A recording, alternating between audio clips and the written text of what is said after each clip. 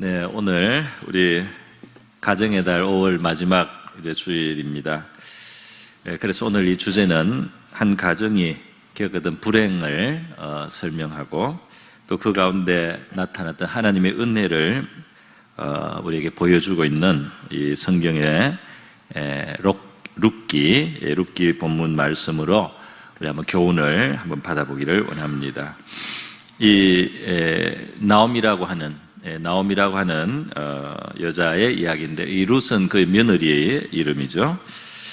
나오미를 사실은 중심으로 기록됐다고 할 수 있습니다. 그런데 이제 제목은 그 시어머니를 섬겼던 이 룻의 이름으로 또 제목이 붙여 있습니다.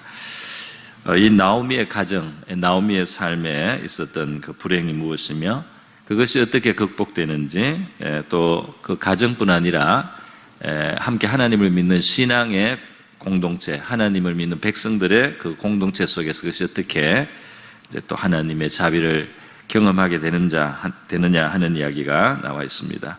우리 오늘 바로 결론 부분인 4장을 본문으로 읽었는데요. 이 본문에 혹시 익숙하지 않은 분도 있기 때문에 우리 시작 부분인 룻기 1장 1절에서 5절 부분을 우리 같이 한번 보도록 하겠습니다. 우리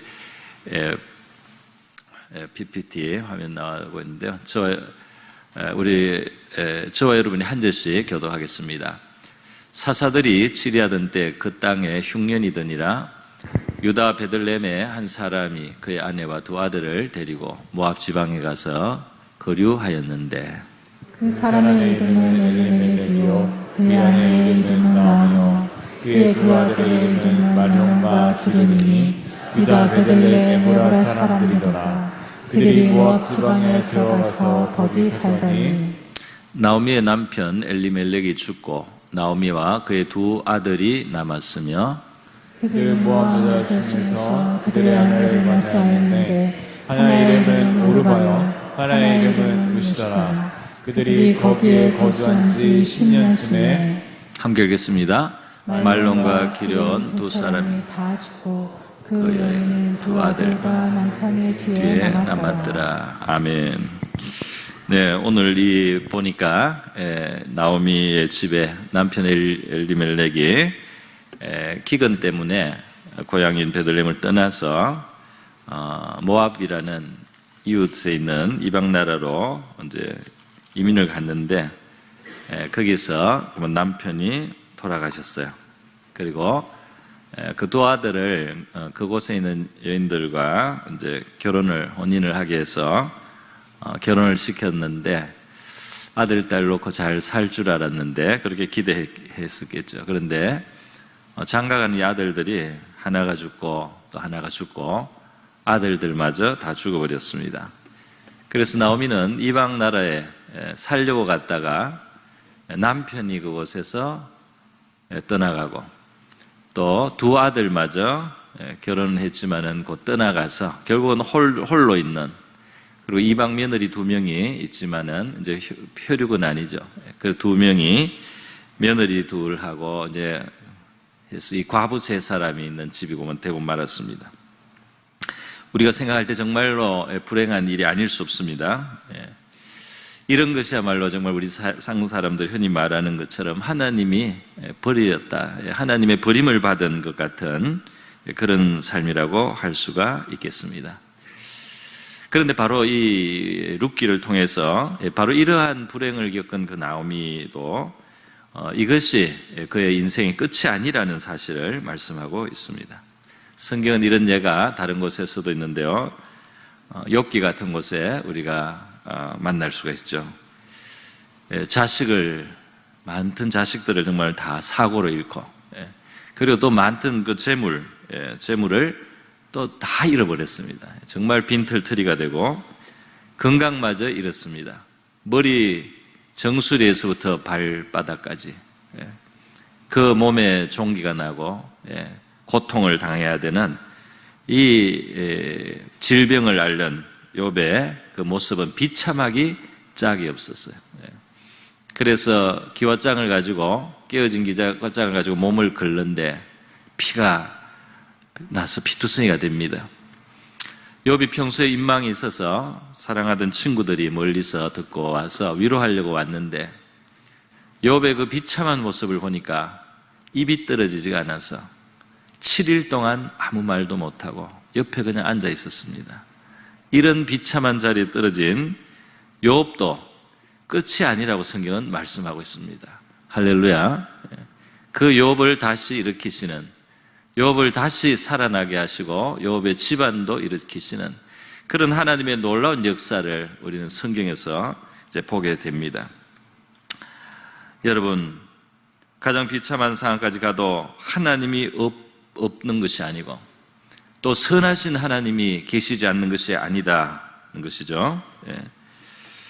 어두움이 깊고 비극이 심하여도 하나님의 빛과 또 복되심이 그것을 배경으로 해서 드러날 수 있다는 것을 우리 성경은 보여주고 있습니다. 그래서 오늘 우리 이 나오미에 대한 기록으로 있는 이 지금 룻기를 통해서 우리 한번 그 교훈을 또 구체적으로 생각해 보고자 합니다. 여러분, 이 나오미라는 이름은 무슨 뜻이냐 하면은 나의 기쁨이라는 뜻이에요. 히브리어에서 이라는 요 끝으로 나면 나이라는 뜻이 생깁니다. 그래서 이 나오미 할 때 이가 붙으면 나의, 그래서 이 기쁨이 나의 기쁨이다 하는 아름다운 이름입니다. 굉장히 아름다운 이름을 가진 것이 바로 이 나오미예요. 여러분, 이 나오미는 이 이름을 누가 지어줬겠습니까? 바로 부모님이 지어줬겠죠. 그러니까 이 이름은 사실 사랑받는 딸의 이름이라고 할 수가 있습니다. 그것은 어머니로서의 이름도 아니고 아내로서의 이름도 아니고 이 낳았을 때 부모님이 사랑해서 너무 사랑스러워서 이 딸이야말로 나의 기쁨이다 하고 지어준 이름이 나오미라는 것이죠. 나의 기쁨이요. 그러니까 얼마나 사랑받는 이름입니까? 이 나오미가 그러나 이렇게 사랑받는 딸, 정말 눈에 넣어도 아까지 않는 그런 딸에 원래 시작을 했던 사람인데, 그런데 이제 불행이 하나 오고 둘 오는데 이제 걷잡을 수 없는 불행을 경험하게 되었죠.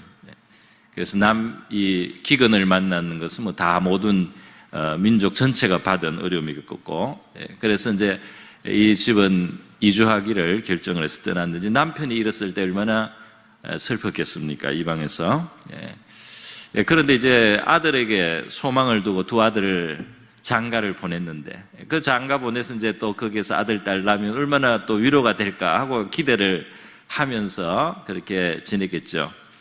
그런데 그 두 아들이 자식도 없이 하나가 가고 또 하나가 가버렸습니다. 그래서 이제 졸지에 자녀도 하나도 남지 않고 있는 이러한 자리에 나오미가 떨어져서 너무나 비극적인, 정말 비극의 주인공이 되었습니다. 우리 사람이 하나님의 형상으로 지금 받아서 너무나 존귀하고 영광을 누리던 우리의 지위가 있었는데 죄가 들어온 이후에 인간의 삶의 비극이 들어와서요, 너무 불행한 존재가 되고 이 환경에도 가시엉금기가 나고 마음의 고통을 받아야만 살아갈 수 있는 이런 세계 속에서 살고 사망을 경험해야 되고 죄에 대한 심판을 받아야 되는 이런 처지에 있는 인간의 모습하고 이 나오미의 모습은 사실 닮은 점이 있다고 하겠습니다. 그래서 그 이름에 어울리지 않는 나오미의 삶이 되고 말았습니다. 그 이름은 나의 기쁨이에요. 나의 기쁨, 나의 정말 기쁨을 주는 존재. 그러나 이 살아가는 모습은 너무나 비통하고 너무나 쓰라리며 원통한 모습으로 살아가고 있다 이 말입니다. 이것이 바로 우리 인간의 모습이고 위치이기도 한데요, 하나님의 형상으로 하나님을 나타내는 존재로 하나님의 만드신 이 세계의 대리자로 살아가는 인간의 영광은 말할 수가 없습니다. 하나님의 기쁨이요, 인류를 창조하시고 하나님은 심히 기뻐하셨다고 했어요. 그래서 우리도 어떤 의미에서 하나님의 나옴이라고 할 수 있습니다. 그러나 우리가 죄 가운데 들어온 이후로는 우리의 삶에는 슬픔과 비극이 들어오고 아픔이 들어오고 희망이 없어지고 절망이 들어온 이러한 삶이 되고 말았습니다. 이 나오미의 집안에 무슨 죄가 특별히 있었는지 없었는지 이런 것은 지금 성경에 기록이 없습니다. 그러나 어쨌든 그것은 이 집안의 허락이 되었습니다. 그래서 우리는 어떻게 이런 일들이 허락될 수 있는가? 나오미의 집에 너무 불행한 일이다. 특별한 죄가 여기 보이지도 않는데 그렇다 이렇게 생각을 할 수가 있겠어요. 그런데 하나님께서는 이것을 허락하셔서요. 허락하셔서 너무너무 정말 슬픔을 나오미는 가슴으로 느끼지 않을 수 없는 자리까지 떨어졌습니다. 여러분, 이 땅에서 우리가 당하는 슬픔과 고통이라고 하는 것은 사실 우리에게 부정적인 것만은 아닙니다. 왜냐하면 우리가 정말 영적으로 어떤 처지에 있고 어떤 세계에 살고 있는지를 우리에게 상기시켜주는 역할을 하기 때문입니다. 이 하나님을 떠나 있는 세계라고 하는 것은 이 세계 자체가 가지고 있는 슬픔이 있고 불행이 있다 이 말입니다. 이 세계는 하나님 없는 가운데는 어둠에 거하여 있고 비통함과 아픔이 있을 수밖에 없는 세계를 우리가 살고 있고, 인간은 죄인으로서 하나님 앞에 은혜와 은총을 마음껏 누릴 수 있는 자리에서 이미 떠나서 우리가 형벌을 기다려야 되는 그런 또 저주가 있는 세계를 우리가 살아야 하는 이런 존재가 되고 말았다는 것입니다. 하나님께서는 타락한 인류에게도 가죽옷을 지어 입히신 걸 볼 수 있어요. 에덴 동산에서 내보내실 때 그들을 불쌍히 여기셔서 가죽옷을 입혔습니다. 사람이 만들어 입는 무화과 나무 잎으로 엮은 치마는 제대로 옷다운 역할 못하니까 하나님께서 범죄하고 하나님을 대적했음에도 불구하고 인류의 조상을 에덴에서 내보낼 때 가죽옷을 지어 입혀서 내보낸 걸 볼 수 있죠. 그러나 여러분, 하나님의 자비가 그 속에 아직도 남아있을지라도 이제 죄가 가져온 결과는, 영향은 가시와 엉겅퀴가 나는 세계를 만들고 말았고 사람들은 거기에 찔려서 상처를 받게 된다는 겁니다.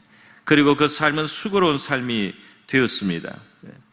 하나님과 멀어진 인생은 초라한 인생이 되었고 불행이 어울리게 되었고 딱한 처지에 처해 있는데 말이죠. 우리가 이 땅을 살아가면서 겪는 삶의 고통과 괴로움과 가시에 찔리는 같은 이런 체험들은 우리가 처해 있는 이 세계의 현실, 그리고 죄인의 자리가 어떤 자리인지를 우리에게 상기시켜주고 잊지 않게 하는 역할을 하고 있다 이 말입니다. 그래서 어떤 면에서는 이 불행을 만난 사람들이 더 쉽게 하나님을 만날 수도 있습니다. 자기의 처지를 똑바로 알기 때문에 그 처지에서 건지고 구원하실 하나님을 향해서 손을 뻗게 되고 하나님이 내민 손을 붙들 수 있는 것이 바로 이 불행을 경험하고 아픔을 겪는 사람들이 가질 수 있는 특권이 될 수가 있다 이 말입니다. 우리 성경에는 수많은 괴로움 당한 사람들이 예수님 앞에 나오는 모습을 볼 수가 있습니다. 이들이 육신의 질병을 가지기도 하고 정신적인 고통, 심지어 귀신이 들려서 괴로움을 받던 사람들, 그들이 너무나 괴로운 거로 그들은 휴양지에서 놀 수가 없고 어디 다니면서 재미로운 곳을 찾아다닐 수가 없는 겁니다. 그들은 고통스러운 병상이나 괴로운 탄식을 하고 있기 때문에 그들은 구원자를 향해서 간절한 마음으로 나올 수밖에 없다 이 말입니다. 그들이 간절한 마음으로 주님 앞에 나왔을 때 주님께서는 그들에게 치료를 베풀어 주셨다 이 말입니다. 우리가 비극적인 삶의 아픔과 괴로움과 질고를 가지고 우리 구원의 주님을 향하여 소망을 가지고 믿음을 가지고 나올 때 우리 주님께서 능력의 손으로 우리를 만져주실 줄 믿습니다. 예수님 앞에 나왔던 막달라 마리아는 너무너무 영광스러운 이름으로 우리 성경에 나중에 기록이 됩니다. 왜냐하면 예수님이 부활하신 후에 처음 아마 이 여자를 만나신 것 같아요. 그러니까 얼마나 그 특권을 가지고 사랑을 받은 여인이라고 할 수 있겠습니까? 그럼에도 불구하고 이 막달라 마리아를 성경에서 소개할 때 말이죠, 이 여인은 한때 그 안에 7 귀신이 들어가서 괴로움을 받던 여자였다는 것입니다. 어떤 삶을 겪었는지는 모르지만 귀신이 들어갈 정도가 되려면 사람이 마음의 상처를 받아야 되고 마음의 고통을 많이 당하고 괴로움을 극하게 받고 정신적인 고통을 당할 때 귀신이 들어갈 수가 있어요. 뭐 특별히 또 죄 때문에 들어갈 수도 있지만은, 이 막달라 마리아는 7 귀신에게서 고통을 당하는 그런 삶의 배경을 가진 여자였습니다.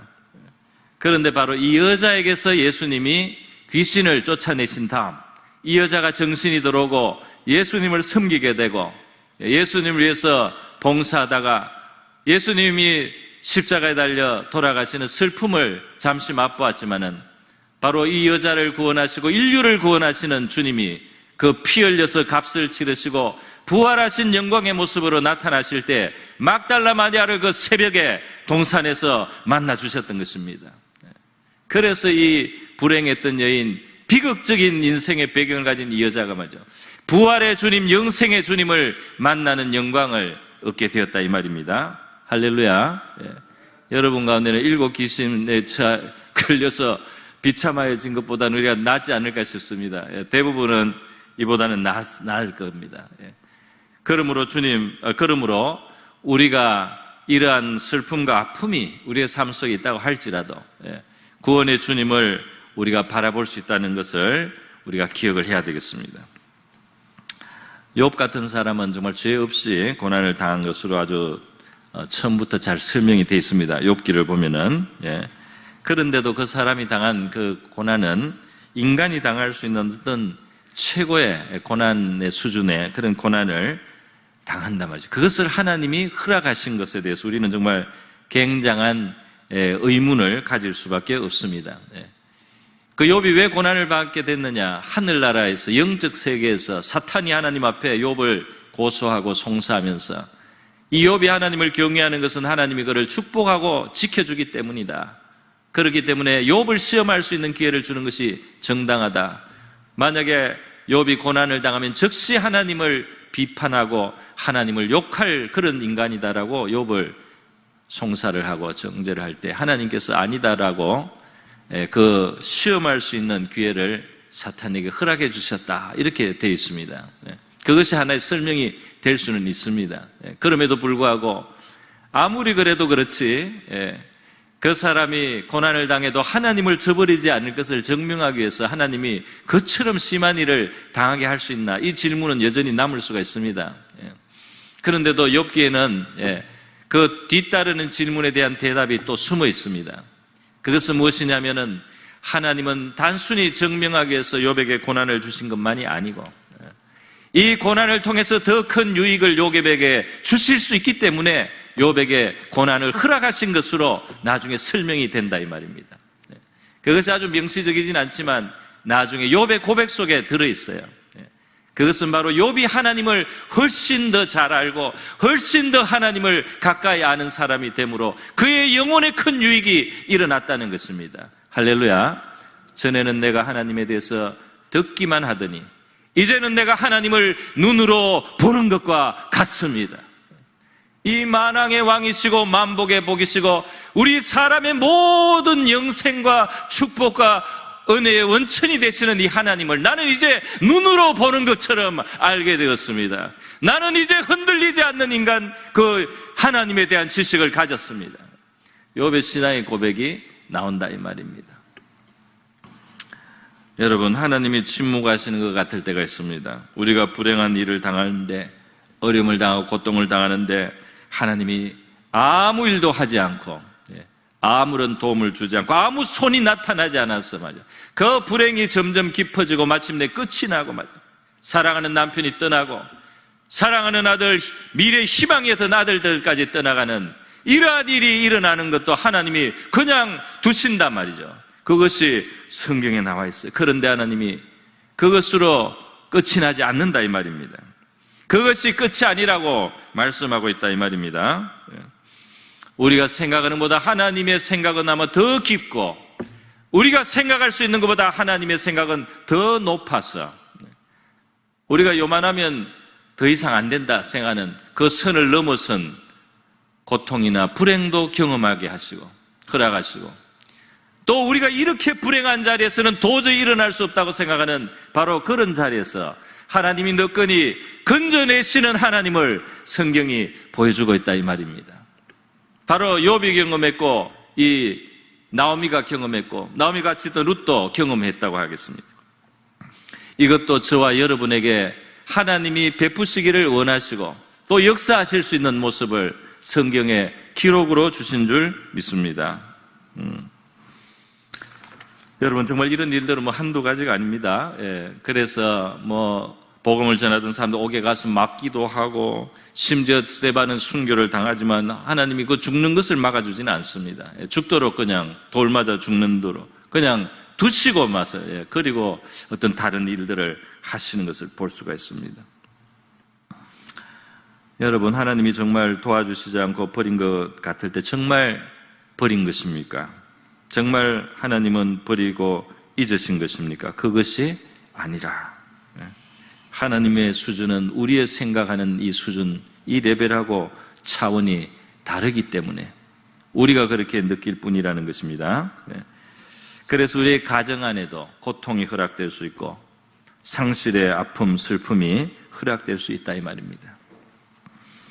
여러분 바로 이런 배경 속에 이제 하나님의 인애는 나타나게 되는데 그 인애, 하나님의 인애가 나타나기 전에 우리가 룻기에서 보는 중요한 아름다운 인애의 모습이 있어요. 그것은 바로 사람들에게서 나타난 겁니다. 사람 사이에서요.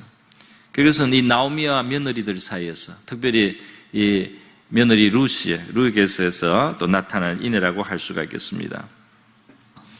마치 밤이 깊을 때 깜깜할 때 별이 더 찬란하게 빛나듯이 말이죠.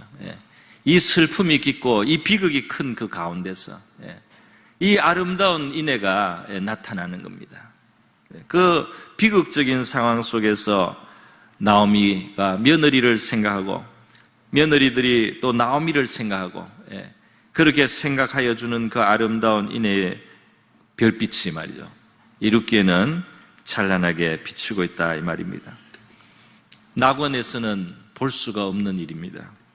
아무 문제도 없고 고통도 없고 슬픔이 없는 땅에서는 볼 수가 없는 그런 인애가 이 슬픔의 땅에서 이 상실의 고통 속에 살아가는 이 세계 속에서 하나님이 보석처럼 진주처럼 그것을 맺게 하신다 이 말입니다.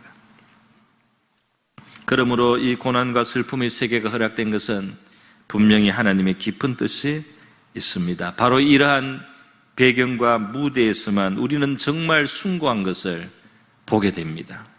그 영혼 속에 숨어있던 숭고한 의의와 아름다움을 보게 된다 이 말이에요.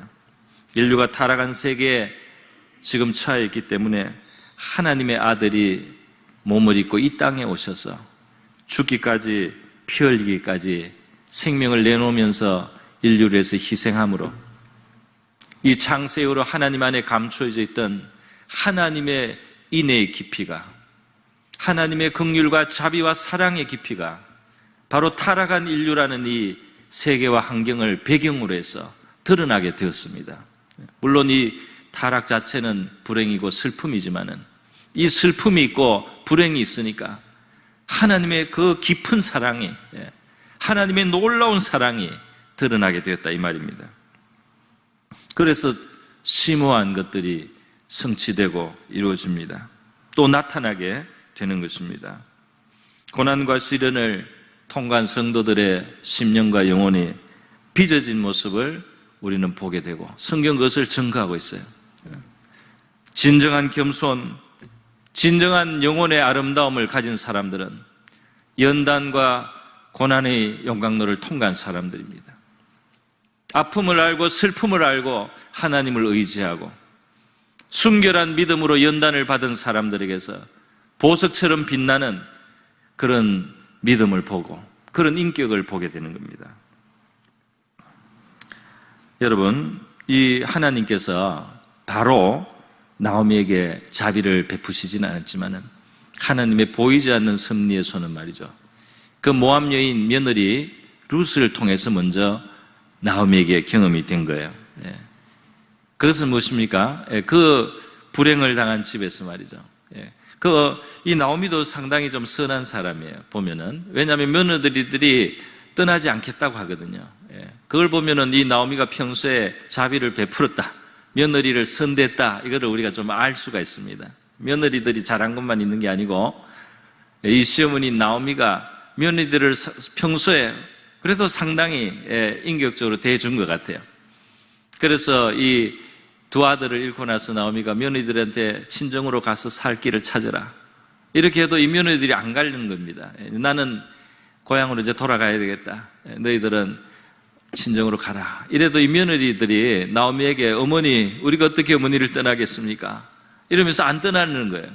이 나오미도 참 하나님 앞에서 그 점에서는 참 인정을 받을 것 같습니다. 그런데 나오미가 희망이 없지 않냐. 내가 셋째, 내가 또 시집을 가서 뭐 애를 낳아서 너들 남편감을 내가 만들 수 있겠느냐. 나이도 이렇게 많고 안 된다. 가라고 계속 그러니까 오르바라고 하는 한 며느리는 집으로 갔어요. 그건 자연적이고 우리가 이해할 만한 행동입니다. 그런데 또 한 사람의 며느리인 이 룻은 우리가 생각할 수 없는 수준의 그런 인애를 가지고 이 시어머니 나오미를 대하는 겁니다. 절대로 가지 않겠다는 거예요. 절대로 안 가겠다는 거예요. 나를 어머니를 떠나지 말라고 하지 마십시오. 어머니가 가시는 곳에 나도 가고 어머니가 머무는 곳에 나도 머물겠습니다. 어머니의 백성이 나의 백성이 되고 어머니의 하나님이 나의 하나님이 되시리니 어머니께서 죽으시는 곳에 나도 죽어 거기 묻힐 것이다. 만일 내가 죽는 일외에 어머니를 떠나면 여호와께서 내게 벌을 내리시고 더 내리시기를 원하나이다. 그러니까 어머니하고 같이 죽겠다는 겁니다. 이 같이 죽기까지 같이 가겠다는, 참 이것이 사람이 보일 수 있는 최고의 인애가 아닌가 싶습니다. 자기에게 이제 더해줄 것이 없는 사람이에요.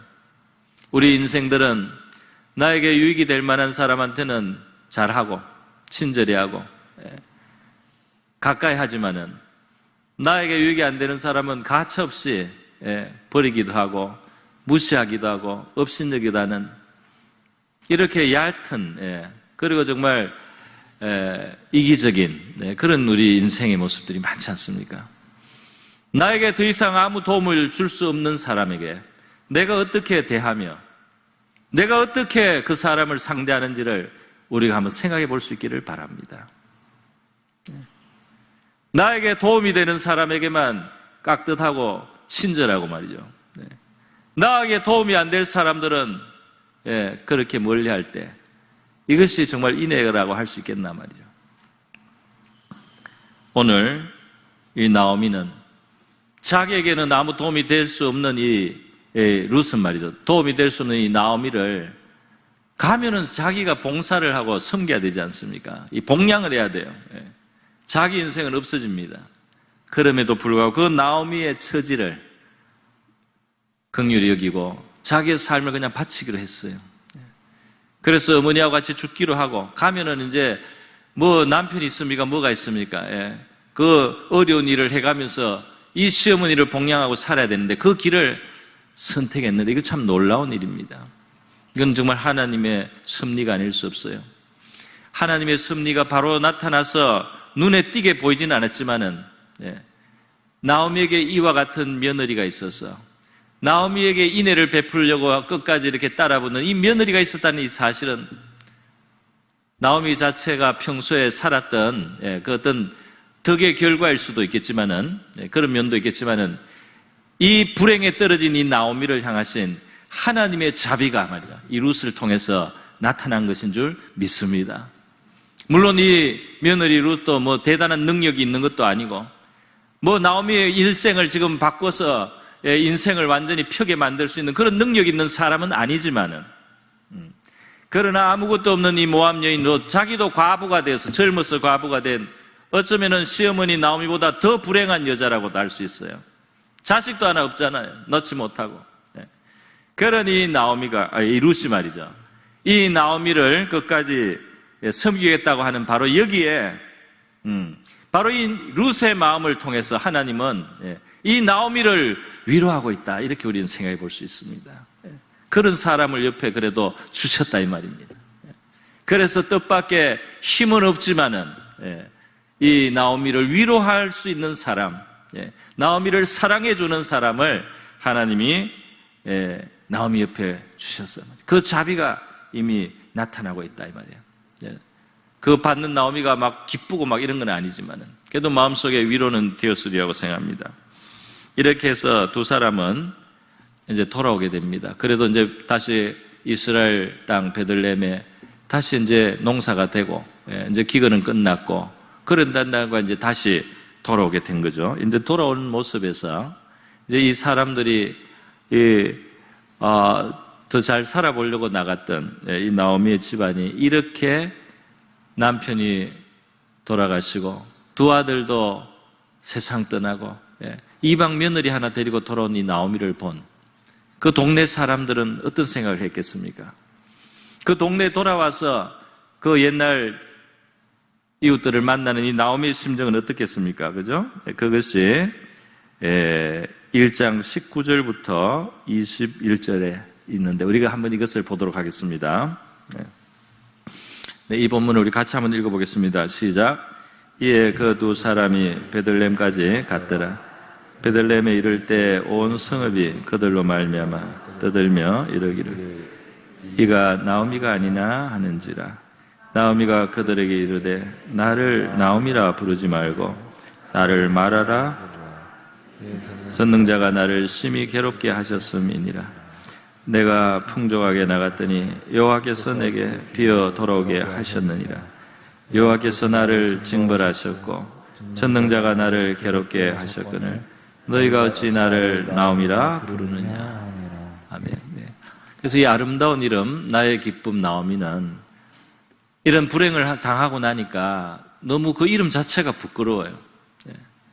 이름이 너무 좋아서 오히려 부끄럽습니다. 이제는 그렇게 아름다운 이름이 이런 불행한 삶을 만나니까 너무 어울리지가 않아서 말이죠.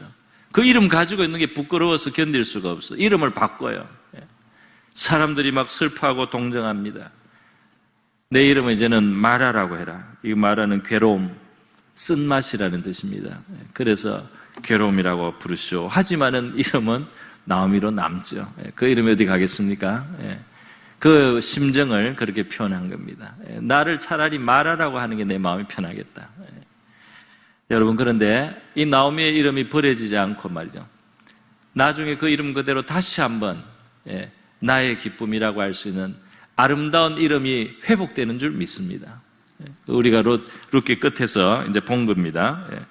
이 며느리 룻은 와서 시어머니를 봉양한다고 말이죠. 그 들판에 나가서 추수할 때 떨어진 이삭을 주어서 옷에 담아가지고 와서 그것으로 이제 봉양을 하게 됩니다. 그렇게 봉양을 하다가 그 밭에 자주 나가던 그 밭에 그 주인이 보아스라는 사람이, 근데 이 보아스는 바로 이 나오미 남편 엘리멜렉의 친족이에요. 그 친족이 이스라엘 백성들 사이에는 의무가 있습니다. 어떤 의무가 있느냐? 레위기 25장에 보면 땅을 팔고 어디 갔다가 말이죠. 이 재산이 없어진 사람도 그 친족이 그걸 되사줄 수가 있어요. 친족이 되사줄 수가 있습니다. 그러니까 나오미와 엘리멜렉이 베들레헴을 떠날 때는 땅을 팔았지 않겠습니까? 그래서 아무 기억이 없는 거죠. 그런데 이제 그거를 팔고 이제 재산을 가지고 이제 나갔다가 외국에 나가서 이제 다 그냥 빈털터리가 돼서 돌아온 건데, 그 마침 그 가까운 친족 보아스의 땅에 오게 되었고, 결국 이 보아스를 통해서 하나님께서 보아스가 또 이 마음을 내주는 겁니다. 그래서 나중에 그 기업을 물어줄 뿐 아니라 그 과부 며느리인 이 룻을 말이죠. 보아스가 또 혼자였던 것 같아요. 그래서 결혼을 합니다. 그 결혼을 해서 그 애를 낳아가지고 그 애를 이 나오미의 밑으로 넣어주는 겁니다. 나오미의 이 자식처럼 넣어주는 겁니다. 그래서 이 나오미의 봉양자가 되게 해주는 일이 나중에 일어나게 됩니다. 할렐루야. 그러니까 여기에 말이죠. 이 하나님께서 이 인애를 서로 베푸는 이 나오미와 룻을 정말 자비를 베풀어 주셨어요. 베풀어 주셔서 이들이 이렇게 아무것도 없지만은 인애로 살아간 속에 말이죠. 우리 하나님께서 묘하게 역사를 해 주셨습니다. 그래서 말이죠. 이 하나님의 인애가 나타납니다. 하나님의 인애가 나타나. 그러니까 마치 룻이 그 시어머니를 섬긴 이 인애 같은 정말 하나님의 인애처럼 자기에게 무슨 이익이 될 줄 알고 해주는 인애가 아니다 이 말이에요. 진짜로 순수한 자비고 순수한 정말 섬김이고 순수한 희생이다 이 말입니다. 오늘 너무 이해 타산이 빠른 세계 우리가 살고 있지 않습니까? 하나님의 나라가 어디에 있습니까? 인애가 있는 곳에 하나님의 나라가 있는 줄 믿습니다. 슬픔과 상실의 땅에 하나님의 인애는 지금 없어 보이지만 사실 보이지 않게 있고 있는 거예요. 그 룻이라고 하는 며느리 자체가 하나님의 인애를 대변하는 이방 여인인데도 그 속에는 하나님의 인애가 있어요. 그리고 그 룻을 나중에 하나님께서 이 보아스라는 사람을 만나서 말이죠. 그래서 이 기업이 물러지고 또 결혼이 이루어지고 그리고 그 자손이 낳고 나오미의 복량자가 생기는 이런 생각지 않은 일들로 하나님의 인애가 마침내 나타나게 되었다 이겁니다. 여러분 우리가 기억해야 될 것이 있습니다. 사람 사이에도 정말 아름다운 인애가 있어요. 지금 이 룻에게서 나타나는 아름다운 인애가 있지 않습니까? 그런데 하나님의 인애가 사람의 인애보다 못하겠느냐 이 말입니다. 하나님의 인애가 사람에게서 보는 인애보다 못하겠습니까? 이 룻을 통해서 나타나는 이런 인애가 이 세상에 있어서 위로가 되고 우리에게 감명을 준다면 인애의 원천이신 하나님께로부터 올 수 있는 인애는 어떤 인애인지를 우리가 한번 생각해 봐야 할 줄 믿습니다. 결국 이렇게 해서 말이죠. 하나님께서는 이 회복시켜 주시게 됩니다. 결국 이 회복이 일어나서 나오미는 기뻐하게 돼요. 여기에는 많은 또 다른 배경들이 있어요. 이스라엘에 하나님이 주신 이 이삭을 주면 이거 줍는 거, 이삭 추수 때 흘린 이삭을 주어갈 수 있도록 해주는 법 말이죠. 레위기 19장에 있습니다. 가난한 사람들 그렇게 살 수 있도록 하나님이 벌써 인애의 법을 만들어 놓은 거예요. 보아스는 조금 그것을 더 적용을 해가지고 자기 집에서 일하는 사람들한테 이삭을 일부러 좀 흘러 떨어뜨리시오. 저 룻이 시어머니 복양한다고 저렇게 고생하고 있으니까 와서 이렇게 자기로서는 외국에 와서 그 시어머니 아무것도 기대할 수 없는 그 시어머니 위해서 섬기는 저 룻을 우리가 도와줍시다. 우리 추수할 때 말이죠. 싹싹 열심히 거두지 말고 흘리세요 좀. 좀 흘려가지고 엉성하게 좀 흘려서 주어갈 수 있게 해주세요. 이렇게 보아스는 자비를 베풀었어요. 그 하나님의 법이 인애의 법을 따라갔다 이 말입니다. 여러분 하나님의 인애가 이미 울타리가 되고 있었다 이 말이에요. 그리고 보아스가 나중에 기업 무르는 자가 되어서 땅을 다 사주고 그것보다 하지 않아도 되는 의무까지 더해서 그 모압 여인을 아내로 맞아서 남편이 되어주고 자식을 낳아주고 이렇게 해서 룻의 생애를 구원하고 나오미의 삶을 구원하는 구원의 역할을 합니다. 할렐루야. 여러분 보아스가 지금 하나님의 인애를 이제 드디어 나타내는 대리자로 나타난 거예요. 저와 여러분도 하나님의 인애를 나타내는 그런 통로가 되고 그런 도구가 될 수 있으면 복될 줄 믿습니다. 그런데 이 보아스의 이름의 뜻은 뭐냐면 그에게 능력이 있다는 거예요. 성전의 기둥에 두 기둥이 있는데 성전 현관에 하나가 보아스고 하나는 야긴입니다. 하나는 세운다는 뜻 야긴이고 하나는 그에게 능력이 있다는 보아스예요. 여러분 이 이름은 참 의미가 있지 않습니까? 우리가 볼 때 아니 자비로우신 하나님이 어떻게 저런 슬픔을 허락할 수 있나? 그래도 저렇게 인애가 있는 나오미인데 그리고 저렇게 불행을 당해도 하나님을 떠나지는 않잖아. 그래도 하나님을 계속 인정하면서 이렇게 살아가는 나오미 믿음 있는 사람인데 어떻게 저런 불행을 겪게 할 수 있나? 우리가 여기까지 생각할 수 있는데 하나님의 생각은 더 깊다 이 말입니다. 그럼에도 불구하고 그 슬픔이 올 수 있고 그 아픔을 경험하도록 하나님 허락할 수 있다 이 말입니다. 그런데 또 하나가 더 있다 이 말입니다. 그것은 뭐냐면 그렇게 슬퍼지고 그렇게 더 이상은 낙이 없고 더 이상은 소망이 없어 보이는 나오미라도 또 룻이라도 그들의 삶을 회복시키고 그들이 다시 기뻐할 수 있고 그들의 삶에 다시 희망과 소망과 미래를 줄 수 있는 능력이 하나님께 있는 줄 믿습니다. 하나님께는 그 능력이 있다 이 말이에요. 사람을 사용하시고 환경을 사용하시고 하나님이 역사하셔서 도저히 이제는 그 불행에서 벗어날 수 없을 것 같이 보이는 나오미와 룻이라도 다시 기뻐할 수 있게 만들고, 나오미의 나의 기쁨이라는 그 이름이 부끄럽지 않게 만드는 그러한 일을 할 수 있는 능력이 하나님께 있는 줄 믿습니다. 그 하나님의 능력이 나타났잖아요, 룻기에서. 그죠? 나타났습니다. 그래서 정말 그렇게 무심하고 그렇게 아무것도 안 도와주신 것 같은 그 하나님은 결국은 나오미를 그의 삶에 다시 기쁨을 얻게 하시고, 나오미가 나중에 이 아기를 안고 말이죠, 이 룻이, 며느리 룻이 그 아기를 나오미 품에 안겨요. 이거는 뭐 힘든 일을 시어머니한테 맡기는 게 아니고 그 시어머님의 기쁨을 드리는 이제 그런 의미가 있겠죠. 그래서 나오미가 아기를 받아 품에 품고 그 양육자가 되었다.